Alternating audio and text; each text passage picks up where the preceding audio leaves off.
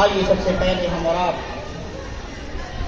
اس آقائے نامدار مدنی تاجدار دونوں عالم کے مالک و مختار کے بارگاہ بے کس پناہ میں حب نبوی کا ثبوت پیش کرتے ہوئے پڑھیں بآواز نشیب اللہم صلی علی سیدنا محمد النبی الامی وعلی آلہ واہل بیتہ واصحابہ وبارک وسلم وصلی وسلم علیہ وعلیہ مجمعین۔ کسی بھی بزم میں جانا، علی ولی کہنا۔ کیا بات ہے؟ ہم لوگ تو علی والے ہیں اور حسن و حسین کے چاہنے والے ہیں، ہمیں کسی کا خوف نہیں مولا علی کے نام دینے۔ کیا بات؟ تو کسی بھی بزم میں جانا، علی ولی کہنا، وجود اپنا بتانا، علی اپنی ولی پہچان خود کو متعارف کرانا۔ کس طرح؟ وجود اپنا بتانا، علی ولی کہنا، اور فرشتے قبر میں کوئی سوال جب پوچھے کوئی جواب نہ دینا، علی ولی کہنا، کوئی جواب نہ دینا، علی ولی کہنا، کسی بھی بزم میں جانا، علی ولی کہنا۔ حضرات گرامی، بہت خوبصورت سامعین نظر آ رہے ہیں، چونکہ یہ سامعین اہل بیت کے چاہنے والے، اور جہاں اہل بیت کے چاہنے والے ہوتے ہیں وہاں لوگ خوبصورت ہوتے ہیں، ان کی سماعت خوبصورت ہوتی ہے، ان کی نشست خوبصورت ہوتی ہے، ان کے آداب خوبصورت ہوتے ہیں، چونکہ یہ علامت ہے من کنت مولا فعلی مولا ہوگا۔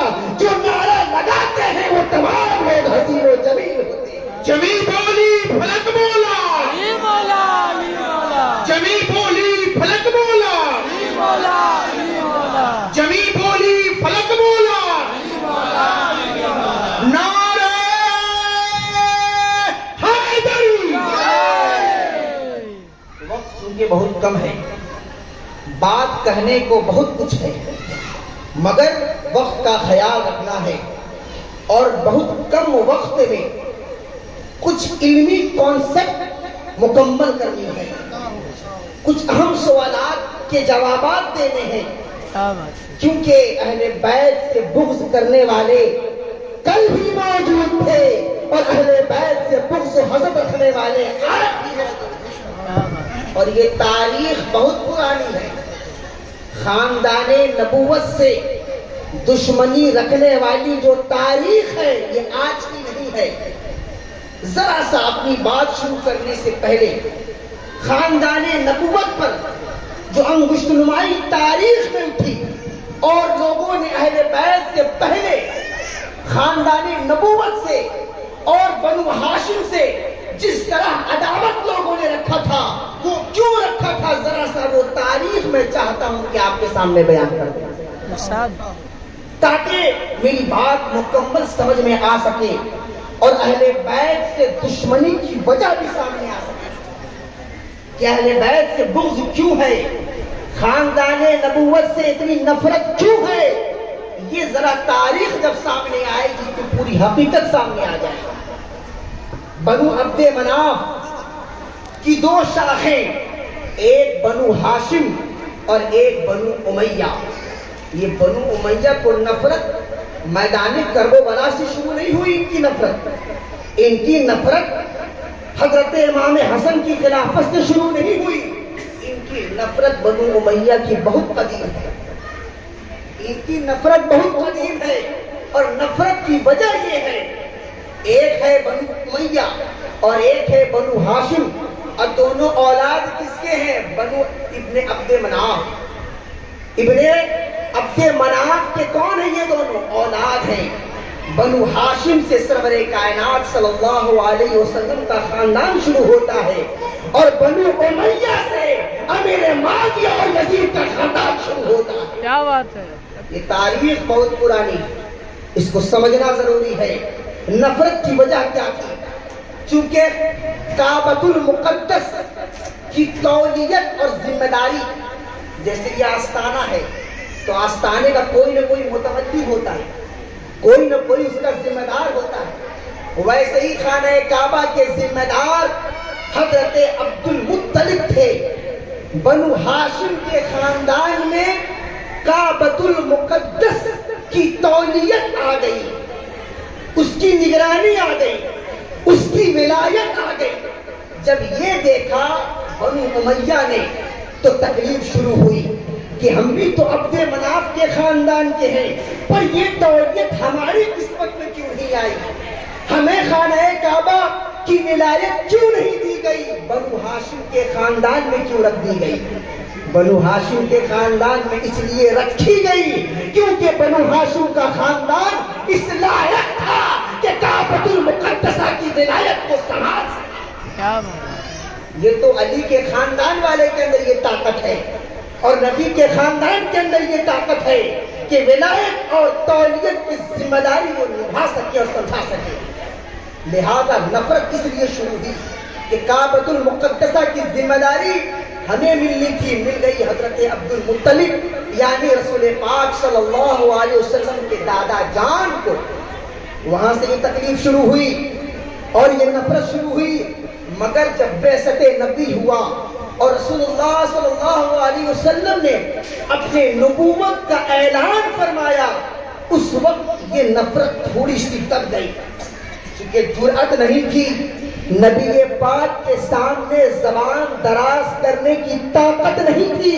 ویسے ہی جس طرح مولا علی کے سامنے کھڑے ہونے کی کسی کو طاقت نہیں تھی. کیا بات ہے. رسول اللہ کے سامنے کھڑے ہونے کی طاقت نہیں تھی، مگر رسول اللہ کی نگاہ نبوت یہ دیکھ رہی تھی کہ میرے رخصت ہونے کے بعد اور اس دنیا سے جانے کے بعد یہ بنو امیہ کی جو نفرت ہے تولیت کعبہ کو لے کر کے، یہ نفرت پھر سے پھوٹ پڑے گی اور پھر سے واضح ہو جائے گی. سب سے پہلے قرآن میں اللہ نے ذکر کیا قُلْ لَا أَسْأَلُكُمْ عَلَيْهِ أَجْرًا إِلَّا الْمَوَدَّةَ فِي الْقُرْبَى. اللہ چونکہ جانتا ہے، وہ دلوں کی کیفیت کو جانتا ہے، وہ آپ کے خیالات کو جانتا ہے، وہ آپ کے فکر سے واقف ہے. آپ کے دلوں کے اندر جو نفرتیں پنپ رہی ہیں اس سے وہ باخبر ہے. اسی لیے اللہ نے قرآن میں اعلان کیا، اے محبوب آپ فرما دیجئے میں جانتا ہوں کہ آپ سے دشمنی رکھنے والے لوگ آپ کے جانے کے بعد آپ کی اولاد کو پریشان کریں گے، آپ کی اولاد کو تکلیف دیں گے. اس لیے قرآن کا یہ اعلان ہے، اے میرے محبوب قرآن کے اعلان کو عام کیجئے، اے میرے محبوب قرآن کے اعلان کا چرچا کیجئے.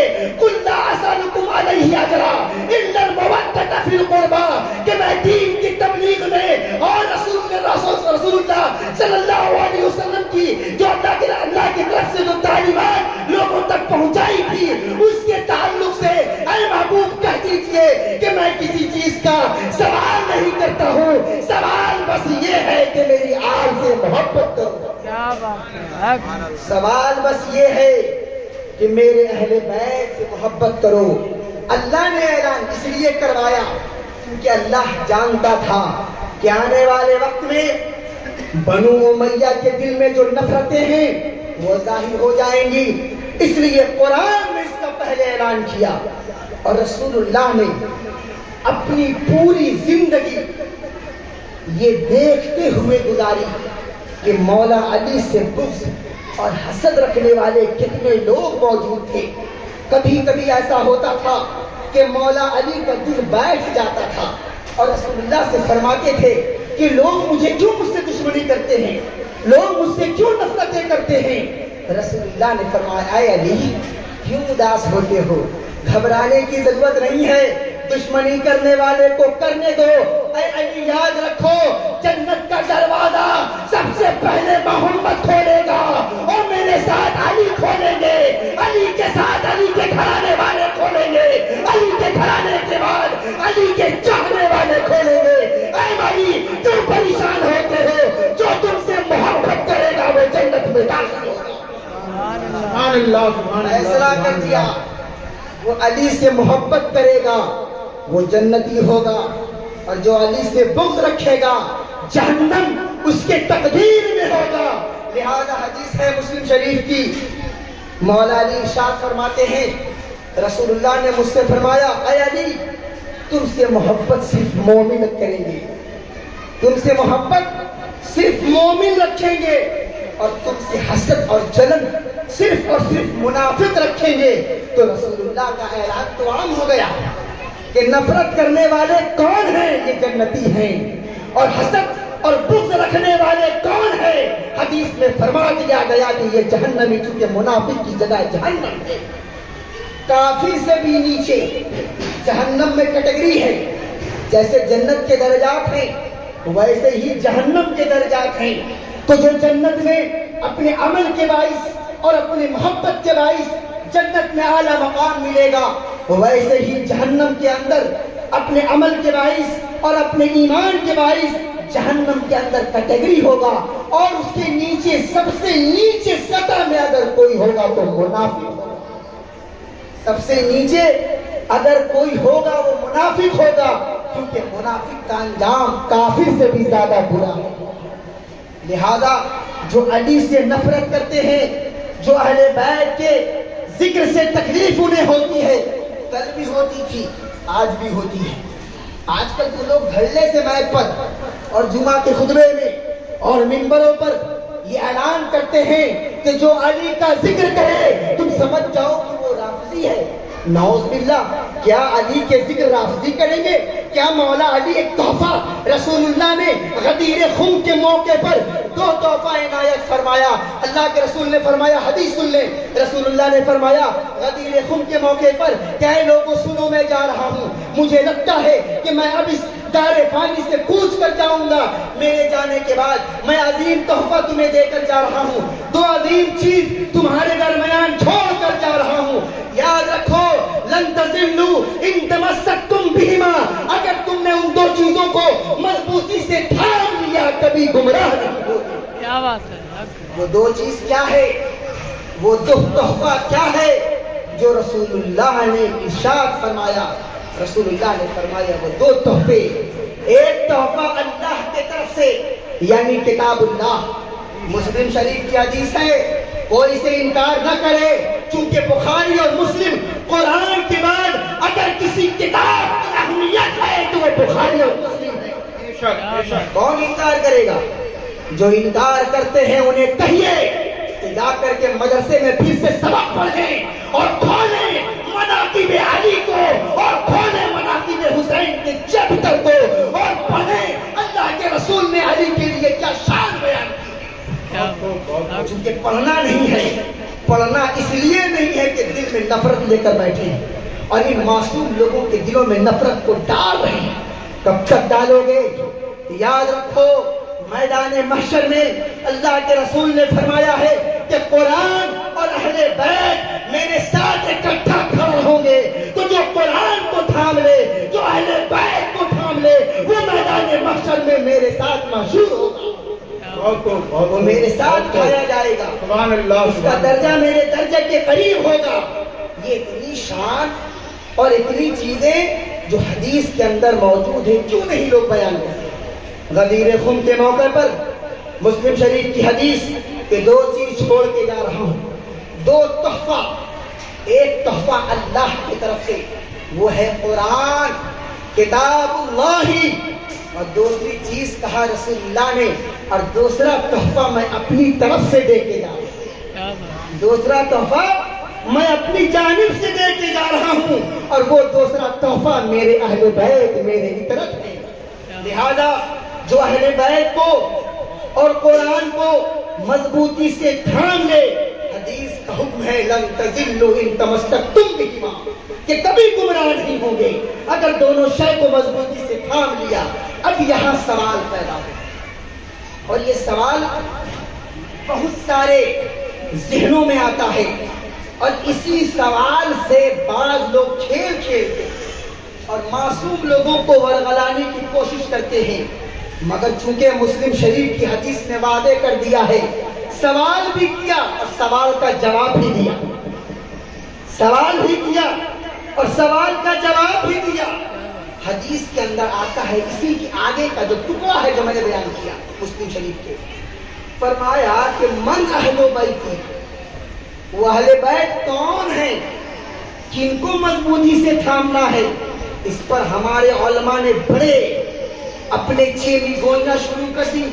بعض نے کہا کہ اہل بیت میں بیویاں ہیں، بعض نے کہا اہل بیت میں نبی کے تمام جو ہے کہ وہ خاندان والے ہیں، تمام رشتہ دار ہیں. اس طرح باتیں اس طرح شروع ہو گئی کہ اگر کوئی علی اور حسن و حسین کا ذکر کرنے لگے تو لوگ کہنے لگے کہ علی حسن و حسین کا ذکر نہ کرو، اہل بیت میں صرف یہ نہیں ہے، ان کو تو بعد میں شامل کیا گیا ہے، پہلے تو بیویاں ہیں. بہت اہم سوال اور بہت اہم سوال کا جواب اس حدیث میں ہے، موجود ہے مسلم شریف کی حدیث میں جو میں دے رہا ہوں آپ کو. اس حدیث کے راوی حضرت حسین، سین سے نہیں صاد سے، وہ حسین نہیں جو خاندان نبوت کے چشم و چراغ ہیں، یہ حسین راوی ہیں حدیث کے. وہ زید بن ارقم سے پوچھتے ہیں کہ زید بن ارقم جو صحابی رسول ہیں، حضرت حسین نے کہا کہ غدیر خم کے موقع پر اللہ کے رسول صلی اللہ علیہ وسلم نے جن اہل بیت کا ذکر کیا ہے کہ ان کو تھامنا ہے، ان کو چھوڑنا نہیں ہے، مضبوطی سے پکڑ کر کے رکھنا ہے، ذرا یہ تو بتاؤ کہ وہ اہل بیت کون لوگ ہیں؟ بات تو کلیئر ہو جائے، کون لوگ ہیں وہ اہل بیت؟ چونکہ رسول اللہ کو بھی تو معلوم تھا کہ آنے والے وقت میں اس میں بھی لوگ خیانت کریں گے اور حسن و حسین کی جگہ پر نہ جانے کتنے لوگوں کو شامل کر کے چلے آئیں گے. تو زید بن ارقم سے سوال ہوا کون ہے اہل بیت، کس کا ہم ذکر کریں؟ اور آج جو حسن و حسین، علی و فاطمہ کا ذکر ہوتا ہے یہ چاروں کا اور رسول اللہ کا یعنی 5 کا، اور ہم نعرہ لگاتے ہیں پنجتن پاک. کیا نعرہ لگاتے ہیں؟ پنجتن پاک. اس کا ثبوت دے کے جا رہا ہوں تاکہ آئندہ اگر کوئی ناصبی اور خارجی آپ کے اوپر حملہ کرے تو آپ حدیث کی روشنی میں اس کو جواب دیں کہ پنجتن حدیث کے ثابت ہے. اور یہ اشارہ رسول اللہ نے فرمایا. ہم ایسے ہی نام نہیں لیتے، رسول اللہ نے نام لینے کا حکم دیا ہے. فرمایا وہ کون ہیں، وہ اہل بیت کون ہیں، من ہم؟ فرمایا کہنے لگے زید بن ارقم. پھر پہلے سوال ہوا الیس النساء من اہل بیت، یہ حدیث کی عبارت پڑھ رہا ہوں، الیس النساء من اہل بیت، کیا ان کی عورتیں اہل بیت میں نہیں ہیں؟ راوی کہتے ہیں نساء من اہل بیت، عورتیں تو ہیں مگر یہاں جو عورتیں ہیں یہ حکمن ہیں. ہر لفظ کے 2 معنی ہوتے ہیں، ایک ڈکشنری کا معنی جس کو کہتے ہیں لغوی معنی اور ایک ہے اصطلاحی معنی. لغوی معنی کے طور پر اہل کے معنی نسبت، اہل کے معنی والا، گھر والا یا گھر والی. تو اہل بیت لغوی معنی کے اعتبار سے بیویاں تو ہیں مراد، مگر حقیقت میں یہاں مراد کچھ اور ہے، مراد کوئی اور ہے. حضرت حسین نے کہا وہ کون ہے، کون مراد ہے؟ تو زید بن ارقم نے فرمایا حرم الصدقہ بعدہ، یعنی یہاں مراد وہ ہیں جن پر رسول اللہ کے بعد صدقہ حرام ہو گیا. اب صدقہ حرام کس پر ہے؟ سیدوں پر ہے. صدقہ حرام آل رسول پر ہے. پھر راوی نے پوچھا کہ کن کن لوگوں پر صدقہ حرام ہے؟ حضرت زید بن ارقم نے نام لیا وضاحت کے ساتھ تاکہ سوال کا جو انبار ہے وہ ختم ہو جائے اور لوگوں کے سوال کا جواب مل جائے. کہا آل علی، آل عقیل، آل جعفر، آل عباس، یہ علی کی اولاد اہل بیت میں ہیں، علی کی اولاد اہل بیت میں ہیں، عقیل کی اولاد اہل بیت میں ہیں، جعفر کی اولاد اہل بیت میں ہیں اور حضرت عباس کی اولاد اہل بیت میں. بہت خوب، بہت خوب. یہ 4 ترتیب بیان کر دی گئی، 4 ترتیب. اب آپ کے ذہن میں سوال ہوگا یہ آل جعفر کون ہے، آل عقیل کون ہیں؟ آج میں آپ کو بتاؤں کہ حضرت جعفر اور حضرت عقیل یہ دونوں مولا علی کے بھائی ہیں. کون ہیں؟ مولا علی کے بھائی ہیں اور تینوں تو مولا علی کے خاندان کے ہو گئے. آل علی، آل عقیل اور آل جعفر اور آل عباس، یعنی اللہ نے ان 4 کے اوپر صدقہ حرام کیا ہے. تو حدیث کے اندر جن اہل بیت کو تھامنے کا ذکر ہے وہ یہ ہیں، یعنی علی کی اولاد، عقیل کی اولاد، جعفر کی اولاد اور عباس کی اولاد. اب یہاں پر دو چیزیں ظاہر ہوئی. پہلے اہل بیت میں عورتوں کا ذکر تھا عمومی طور پر، مگر حدیث کے اندر خاص کیا گیا کہ یہاں عورت مراد نہیں ہے، یہاں پر آل رسول مراد ہے، آل نبی مراد ہے. یہ دو زمرے ہو گئے. اب تیسرا زمرہ جو حدیث کے اندر موجود ہے، مسلم شریف کی حدیث، جس سے ایک دم بات واضح ہو جاتی ہے کہ اہل بیت میں سب سے خاص کون لوگ ہیں جن کو پکڑنے کا حکم دیا گیا ہے. اب آئیے، حدیث کی روایت کرنے والے ماں عائشہ. حدیث کی روایت کرنے والی کون ہے؟ ام المومنین حضرت عائشہ رضی اللہ عنہا. وہ مسلم شریف میں روایت کرتی ہیں کہ ایک دفعہ کیا ہوا کہ رسول اللہ صلی اللہ علیہ وسلم تشریف لاتے ہیں، اور رسول اللہ جب تشریف لاتے ہیں صبح کے وقت میں، اور آپ کالی کملی اوڑھے ہوئے تھے. کیا اوڑھے ہوئے تھے؟ کالی کملی. یہ مسلم شریف کی حدیث بیان کر رہا ہوں. اور آپ کے کالی کملی میں اونٹ کے کجاوے کا نقش بنا ہوا تھا. اونٹ کے کجاوے کا نقش بنا ہوا تھا. اب سوال پیدا ہوتا ہے، جو لوگ یہ کہتے ہیں کہ یہ کالا لباس تو شیعوں کا ہے، تو رسول اللہ نے تو کالی کملی اوڑھی تھی. رسول اللہ نے تو کالی کملی اوڑھی تھی، اور خانہ کعبہ کا غلاف بھی کالا. خانہ کعبہ کا غلاف بھی کالا. رسول اللہ کی کالی کملی. ارے کالے لباس کو کہاں کہاں سے دور کرو گے؟ کہاں کہاں سے دور کرو گے؟ تم نے کالے لباس کو شیعہ سے منسوب کر دیا. کالے لباس میں ملبوس رسول اللہ صلی اللہ علیہ وسلم کی ذات ہے، اور خانہ کعبہ کے غلاف کو بھی کالا بنایا گیا. تو کالے سے ہمارا بڑا مضبوط رشتہ ہے. اس کالے کو آپ دور نہ کریں اور کسی الگ جماعت کو نہ دے دیں، چونکہ رسول اللہ ہمارے کالی کملی والے ہیں. رسول اللہ کالی کملی والے ہیں، تو کالی کملی اوڑھ کر بیٹھے تھے. حدیث کی عبارت ہے جا الحسن، کہ اچانک حضرت حسن دوڑتے ہوئے کھیلتے ہوئے تشریف لائے. جو ہی حضرت حسن تشریف لاتے ہیں، رسول اللہ نے اپنی کالی کملی کو کھولا، اور حدیث کی عبارت ہے ادخلہ، یعنی حضرت امام حسن کو اپنی کالی کملی اوڑھا دی. کالی کملی پنجتن کا ذکر کر رہا ہوں. کیوں ہم لوگ یہ علی و فاطمہ حسن و حسین کا نام لیتے ہیں اور انہی کے 3-4 کا ذکر کیوں کرتے ہیں؟ رسول اللہ کو ملا کر 5 کا ذکر کیوں کرتے ہیں؟ کیا وجہ ہے کہ عاشقان اہل بیت اپنا مل جاؤ ماما انہی 5 کو مانتے ہیں؟ کیا وجہ ہے؟ دیکھا حضرت امام حسن آئے، رسول اللہ نے کالی کملی کھولی اور حضرت حسن کو داخل کر دیا. اتنے میں دیکھا کہ جا الحسین، حضرت حسین آ گئے دوڑتے ہوئے کھیلتے ہوئے. رسول اللہ نے جیسے ہی حضرت حسین کو دیکھا، کالی کملی کھولی اور حضرت حسین کو وَدَخَلَ مَعَهُ، حدیث کی عبارت کہ حضرت حسین جو اس کالی کملی میں داخل ہو گئے. اتنے میں دیکھا جاءت فاطمہ، حضرت فاطمہ آئی. رسول اللہ نے جب اپنے لختے جگر کو دیکھا، گوشہ رسول نے اپنی دختر جان کو دیکھا، اپنی کالی کملی کو کھول دی اور حضرت فاطمہ کو ادخلہا، اس کالی کملی میں داخل فرما دیا. اتنے میں دیکھا جاء علی، دیکھا کہ حضرت علی بھی آ رہے ہیں. یہ کیا اتفاق تھا؟ باری باری سب ایک دوسرے کے پیچھے ریس لگا رہے تھے. کیا کیسا اتفاق تھا؟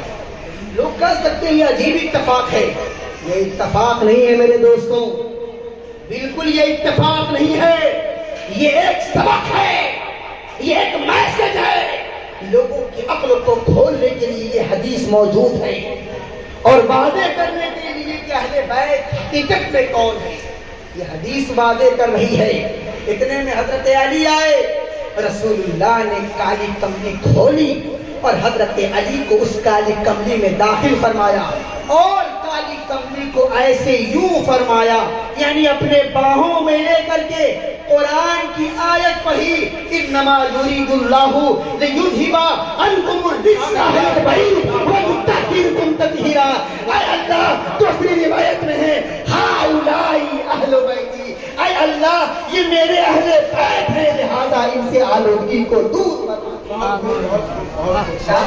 اللہ سبحان اللہ یہ میرے اہل بیت ہیں ہاؤلائی اہل بیت. اب اس سے واضح سبب کیا ہو سکتا ہے؟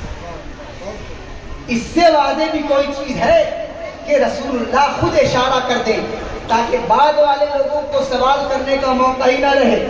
اب جس کے سینے میں بغض ہے وہ تو سوال تلاشے گا ہی, جہاں تہاں سے ڈھونڈے گا, جہاں تہاں سے ڈھونڈ کر لائے گا, مگر جس کے دل میں حب اہل بیت ہے اس کے لیے مسلم شریف کی یہ حدیث کافی ہے. رسول اللہ نے فرمایا یہ ہیں میرے اہل بیت. اب سوال پیدا ہوتا ہے اس کالی کملی کے اندر پہلے کے جان تھا؟ ایک جگہ غور سے سنیے گا, پنجتن کی دلیل مسلم شریف کی حدیث سے. اس کالی کملی میں پہلے ایک جان تھی, وہ جان کس کی؟ رسول اللہ کی. جب حسن آ گئے کے جان ہوا, بولیے بولیے کے جان. دو جان حسین آئے کے جان. تین جان حضرت فاطمہ آئی کے جان. چار جان حضرت علی آئے کے جان. پانچ جان ثابت ہو گیا یہ پنج تن ہے, پنج منے پانچ اور تن منے جان. اس کالی کملی میں جو پانچ جان ہے وہ میرے اہل بیت.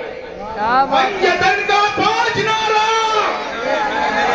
پنج تن کا پانچ نعرہ, پنج تن کا پانچ نعرہ. بہت خوب سبحان اللہ سبحان اللہ سبحان اللہ. کیوں ذکر کرتے ہیں؟ علی کا ہی نام کیوں لیتے ہیں؟ ارے ثابت تو کر دیا کیونکہ رسول اللہ نے صرف اور صرف پنجتن کو اس کمری میں اٹھایا ہے اور ہم لوگ عاشق پنجتنی ہیں. تو چونکہ رسول اللہ نے محبت کرنے کا حکم دیا ہے, یاد رکھیں اہل بیت سے محبت یہ فرض ہے. قرآن کے روح سے بھی اور حدیث کے روح سے بھی اہل بیت کی محبت فرض ہے. اگر کوئی آپ کے دلوں میں اہل بیت کے تعلق سے کسی قسم کا کوئی اشکال پیدا کرتا ہے یا شک پیدا کرتا ہے تو سمجھ جائیے کہ اس کے دل میں یزیدیوں کی محبت ہے. آج بھی دیکھ لیجیے جہاں علی کا نام آتا ہے لوگ یزیدی نعرہ شروع کر دیتے ہیں. یزیدی نعرے کا مطلب یہ نہیں کہ صرف یزید کا نام لیں, امام حسین سے بغض ہی یزید کا نام لینا. امام حسین سے بغض یہ یزید کی سنت ہے, کسی اور کی نہیں.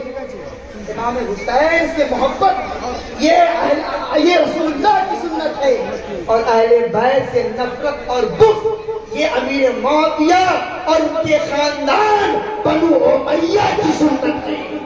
اب آپ دیکھ لیجئے کس کو پکڑنا ہے, اس بنو امیہ کے خاندان کو کہ اس بنو ہاشم کے چراغ کو. ہم تو بنو ہاشم کے طرف ہیں, ہم تو نام لینے والے بنو ہاشم کی طرف ہیں, جس کے طرف رسول اللہ ہے, جس کے طرف علی ہے, جس کے طرف حسن و حسین ہے. جو حسن و حسین کا چاہنے والا ہے وہ رسول اللہ. یہ ترتیب قائم کر دی. اب ایک اہم بات پنجتن کے حوالے سے کہ پانچ ہی نام, اور دیکھیے لوگ کہتے ہیں نا علم کیوں نکالتے ہیں, علم اتنے سوالات ہوتے ہیں. مجھے افسوس ہوتا ہے ان کی عقل پر. ہر چیز کا ایک لوگو ہوتا ہے, عقل سے سمجھیے گا. ہر چیز حدیث اور قرآن سے تو میں نے سمجھا دیا, اب ذرا عقل کا گھوڑا دوڑائیے. کس کا؟ عقل کا. ہر چیز کا, ہر کمپنی کا اپنا ایک لوگو ہے. کیا ہے بولیے؟ لوگو ہے. لوگو سے کیا سمجھ میں آتا ہے؟ اس کمپنی کی شناخت, اس کمپنی کی پہچان اور اس کمپنی کی شان. نہیں سمجھ میں آتا ہے. ہم جب بازار جاتے ہیں تو نہیں کہتے گنجی دے دیجیے, بلکہ گنجی سے پہلے لوگو کا ذکر کرتے ہیں. لکس روزی, ڈالر کلب اور نہ جانے ایٹسٹرا نام لیتے ہیں اس کمپنی کا. کیوں؟ نہیں, یہ کمپنی, یہ یزید کی کمپنی نہیں چاہیے, یزید کی کمپنی نہیں چاہیے. ارے حسین کی کمپنی والا دکھاؤ, علی کی کمپنی والا دکھاؤ, حضرت فاطمہ کی کمپنی والا دکھاؤ. تو ہم چیزوں کی شناخت اس کے لوگوں سے کرتے ہیں, ہم چیزوں کی پہچان اس کے لوگوں سے کرتے ہیں. یہ پنجتن یہ لوگو ہے. یہ پہچان ہے کہ بنو ہاشم اور اہل بیت کی طرف کون لوگ ہیں، تو یہ علامت کے طور پر پنجتری ہاتھ پر ہوگا، علم کی شکل میں یہ ہم ہیں۔ بنو امیہ کی طرف کون ہے، ہاتھ جھک جائے گا۔ اب یہاں ایک اہم کانسیپٹ دے کے جا رہا ہوں، جب ہاتھ جھک گیا سمجھو یزید کی کمپنی کا ہے۔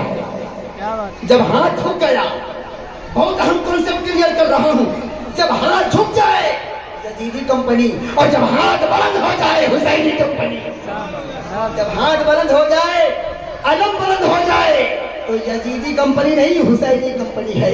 یہ لوگو ہے ہمارا، یہ پہچان ہے ہماری کہ ہم رسول اللہ کے ماننے والے ہیں، ہم علی کے چاہنے والے ہیں، ہم حسن کے دیوانے ہیں، ہم حسین کے چاہنے والے ہیں، ہم بی بی فاطمہ پر اپنی جان نچھاور کرنے والے ہیں۔ کیا بات ہے، یہی تو لوگو ہے ہمارا۔ یہی محرم آتا ہے تو یادیں کرتے ہیں، کیوں؟ حقیقت میں یاد اہل بیت کا پورا مہینہ ہونا چاہیے، اہل بیت کا ذکر پورے مہینے ہونا چاہیے، مگر کم سے کم 11 مہینے وقت نہ ملے تو 1 مہینہ تو آنسو بہا لو، کیونکہ یاد رکھیے اہل بیت کی محبت میں جو آنسو نکلے گا قیامت میں وہ آنسو ہمارے لیے گواہی دے گا۔ کیا بات ہے، قیامت میں وہ آنسو ہمارے لیے گواہی دے گا کہ یہ اہل بیت کی محبت میں گرنے والے آنسو ہیں۔ رسول اللہ نے کیا نہیں رویا تھا؟ رسول اللہ کی آنکھوں سے بھی تو اشک بہے تھے، آپ بھی آہو بکا کیے تھے، خواب میں دیکھا۔ کیا دیکھا؟ ایک صحابی رسول نے کہ رسول اللہ صلی اللہ علیہ وسلم تشریف لا رہے ہیں، چہرہ بڑا گندا ہے، لوگ کہتے ہیں غم مناتے ہو، محرم کے مہینے میں غم کیوں نہ منائیں، کیونکہ نبی نے غم منایا ہے، کیا بات، رسول اللہ نے غم منایا ہے۔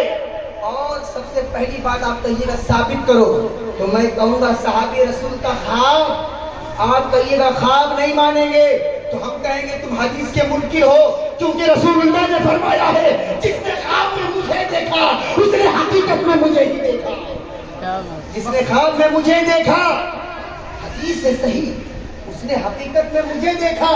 صحابی رسول نے خواب میں رسول اللہ کو دیکھا، چہرہ بڑا گندا، کپڑے بڑا گندا، آنکھ اشکبار، تڑپتے ہوئے روتے ہوئے تشریف لا رہے ہیں، اور ہاتھ میں قارورہ، ہاتھ میں ایک شیشہ ہے، ایک بوتل ہے۔ صحابی رسول نے فرمایا یا رسول اللہ آپ کی ایسی کیفیت، کیا بات ہے، کیا حال ہے آپ کا؟ رسول اللہ نے فرمایا ابھی کربلا سے آ رہا ہوں، ابھی کربلا سے آ رہا ہوں، اور اس بوتل میں اپنے نواسے کے خون کو بھر کر لا رہا ہوں، اس بوتل میں اپنے لختے جگر حسین کے خون کو سمیٹ کر آ رہا ہوں۔ رسول اللہ نے کو خواب میں دیکھنا اور آنکھوں کا اشکبار ہونا، چہرہ پرا گندا ہونا، کپڑا بچے کے آلود ہونا، کس بات کی طرف اشارہ ہے؟ اس بات کی طرف اشارہ ہے اے لوگوں سن لو، جب محرم آئے میرے نواسے کے لیے یوں ہی روتے رہنا، میرے نواسے کے لیے زندہ باد، زندہ باد،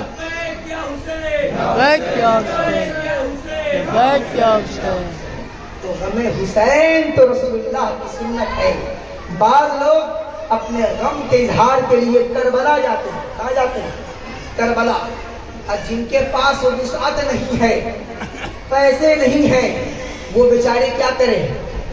آنکھوں سے آنسو تو جاری ہے، دل تو چھلی ہے، دل تو بےتاب ہے، اپنی بےتابی کا اظہار کہاں سے کریں؟ اس لیے بعض عاشقان اہل بیت مصنوعی کربلا بناتے ہیں اور اس کربلا میں اپنے عشق کا اظہار کرتے ہیں، مصنوعی کربلا۔ اب آپ کہیے گا مصنوعی کیوں؟ یہ تو حقیقت نہیں ہے، حقیقت نہیں ہے، مگر حقیقت کی طرح وہ فرا تو ضرور ہے۔ ہم لوگ گھروں میں، آپ دیکھا ہوگا، لوگ گھروں میں تصویر لگاتے ہیں، مدینے کی تصویر، کیا ہے بھائی؟ یہ کعبے کی تصویر، کیا ہے بھائی؟ یہ اجمیر شریف کی تصویر، اس کو دیوار کے اوپر اپر میں لگاتے ہیں، کیوں؟ کیونکہ وہ نقشہ ہے، اجمیر شریف کا نقشہ ہے، روضہ نبوی کا نقشہ ہے، مکہ کعبۃ المکرمہ کا نقشہ ہے، تو ہم اس نقشے کا احترام اس لیے کرتے ہیں کیونکہ وہ اصل کی طرح نظر آتا ہے. کس کی طرح؟ اصل کی طرح نظر آتا ہے. حقیقت میں وہ ایک پرنٹ ہے، وہ ایک کلر ہے. اگر اس پرنٹ کو مٹا دیں اس کاغذ کی کوئی اہمیت نہیں. مگر جو ہی مدینے کا نقشہ اس پرنٹ کے شکل میں آ گیا، مکے کا نقشہ آ گیا، روضہ نبوی کا نقشہ آ گیا، اجمیر شریف کا نقشہ آ گیا، کچھوٹا شریف کا نقشہ آ گیا، بغداد شریف کا نقشہ آ گیا، ہم اس نقشے کا احترام اس لیے کرتے ہیں کیونکہ وہ اصل کی طرح نظر آتا ہے. تو اب قربان جائیں اور ایک اہم سوال کا جواب دیتے جائیں. یہ جو تعزیہ ہم بناتے ہیں یہ بھی تو ایک نقشہ ہے. کیا ہے یہ؟ اصل نہیں ہے، روضہ حسین کا نقشہ ہے، روضہ علی کا نقشہ ہے، روضہ حسن و حسین کے روضے کا نقشہ ہے. ہم احترام اس لیے کرتے ہیں کیونکہ وہ نقشہ ہے. اس سے حضرت امام حسین کے روضے کی نقاشی ہوتی ہے اور امام حسین کی یاد آتی ہے. اور ایک اصول یاد کر لیں، جو چیز اہل بیت کی محبت کو بڑھا دے وہ چیز کبھی بھی بدعت نہیں ہوتی، وہ چیز بدعت حسنہ ضرور ہوتی ہے. بدعت کی دو قسمیں ہیں، ایک ہے بدعت حسنہ اور ایک ہے بدعت سیئہ. تو جس سے اسلام کے کسی حکم کی پامالی ہو جائے وہ بدعت سیئہ ہے، اور جس سے اسلام کی شان بلند ہو جائے، جسے رسول اللہ کے گھرانے سے محبت ہو جائے وہ چیز بدعت سیئہ نہیں بلکہ بدعت حسنہ، وہ اچھی بدعت ہے.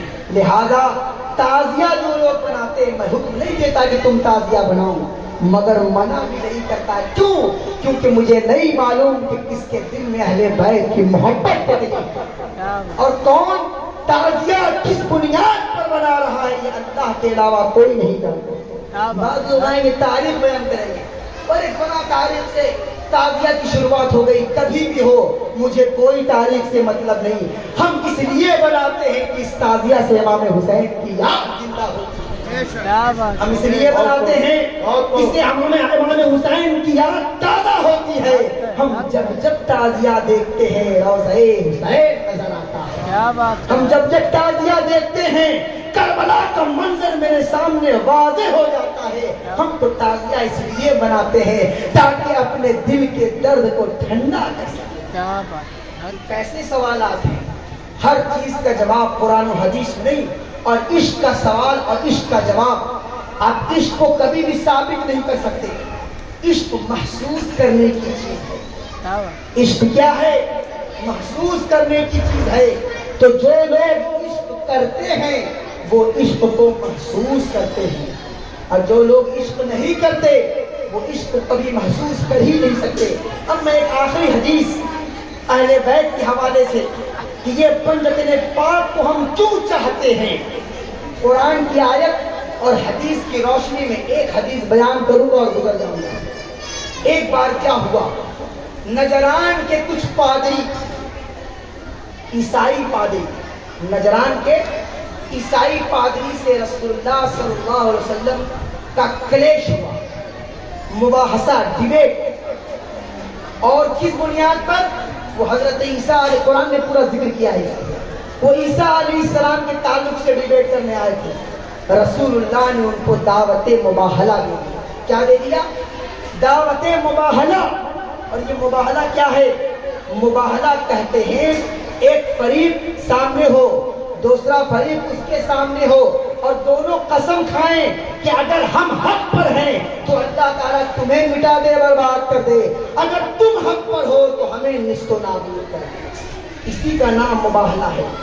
تو یہ عیسائی پادری رسول اللہ نے ان کو دعوت مباہلہ دیا کہ تم عیسیٰ علیہ السلام کو مانتے ہو، ان کی وحدانیت کے قائل ہو، تو آؤ میں تمہیں دعوت مباہلہ دیتا ہوں، تم بھی آؤ اور ہم بھی آئیں گے. تو رسول اللہ نے جب دعوت مباہلہ دے دیا تو عیسائی پادری کے بڑے پادری انہوں نے کہا